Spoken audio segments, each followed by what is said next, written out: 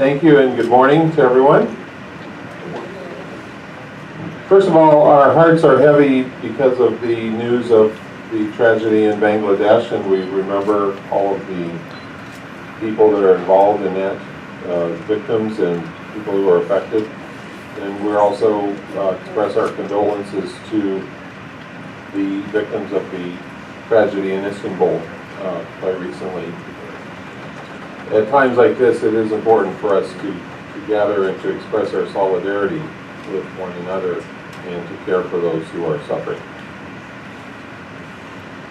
So it is a joy to gather with you this morning in this holy month of Ramadan on the occasion of this amazing Suhoor feast.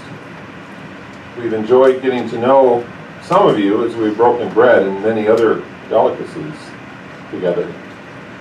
And I wish you all a blessed Ramadan, and I'm grateful for the invitation to join you and to share these brief remarks. As a Christian, I thank God that the United States is a country in which the God-given rights of every human being to live before Almighty God as they understand Him without compulsion is respected. I thank God that Americans are free to express not just their beliefs and not just on their own, but also within faith communities. And that these faith communities are free to serve the broader society and to pursue the common good, not just within the walls of their church or mosque or synagogue, but in the public square as well. And I'm thankful that our government has not chosen one favored religion, as the Constitution indeed forbids it from doing. And I pray that this will never change.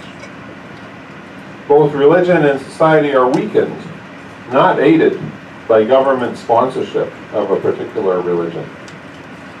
I'm also thankful that those who profess no belief in God or any religion are also free to pursue their vision of the good life with no compulsion to express or profess a particular set of beliefs. I believe that those who do not recognize and honor their Creator are mistaken, but I strongly defend their God-given right to make that choice, as I hope they will defend your rights and mine to live according to the dictates of our conscience and our faiths. Because of our deep commitment to religious freedom for all Americans of all faiths, the National Association of Evangelicals was pleased recently to join in an amicus brief in support of the Islamic Society of Basking Ridge, a suburb of New York, seeking to overcome unfair and illegal obstacles that the local zoning board had placed on those who simply wanted to build a mosque in which they could worship and gather as a community. We are also pleased to join in other court briefs in support of Samantha Aloof in her quest to find employment at Abercrombie & Fitch while wearing her hijab, and Gregory Holt, a Muslim prisoner who sought permission to grow a short beard as he believed his faith required. These cases are symbolic of the broader need for our society to make reasonable accommodations for Americans of all faiths so that their right to the free exercise of religion is protected. Before joining the National Association of Evangelicals some 7 years ago, I had the opportunity to serve for more than 25 years with World Relief, which is our humanitarian arm. 2 very memorable years were spent in Indonesia, which, as you know, is the largest Muslim population in the world. And 7 years were spent in Africa, where, for the most part, Christian and Muslim people live together peacefully and cooperatively, with mutual respect. And for many years, here in the United States, assisting refugees and immigrants from around the world to resettle and make their unique contributions, including many individuals with Muslim backgrounds. It is therefore deeply distressing to me personally, as I know it is to all of us gathered here this morning, to hear divisive and even hateful rhetoric being directed against Muslims and Muslim Americans. Such attitudes and actions and proposed policies weaken, not strengthen our nation. They make us less, not more secure. And we pledge to work with you to build greater understanding among our diverse communities. Learning to recognize our differences is an essential step to harmonious pluralism.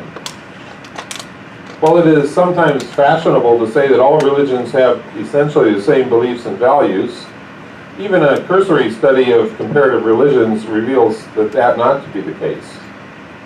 I, for example, believe that the man Jesus of Nazareth perfectly embodies what it means to be human and fully God, and that his life, death, and bodily resurrection are central to restoring humanity into right relationship with God. This core belief has implications for all of my life. It's the good news that I gladly share with anyone who will listen. Now, you may have other beliefs quite different from mine. We disrespect our differences when we paper over them. If we all believe the same thing, then it isn't really much of an achievement to get along. The more challenging and urgent task is to recognize that we can indeed get along and come to deeply respect one another, despite or even in light of our very real religious and theological disagreements. That's the beauty of American pluralism when we get it right. Having events like this Suhoor breakfast are an important contribution to building understanding among our communities. Thank you so much for reaching out. As you fast and pray this day and through the remaining days of Ramadan, may you meet the Almighty and most merciful God in an even deeper way. Thank you very much.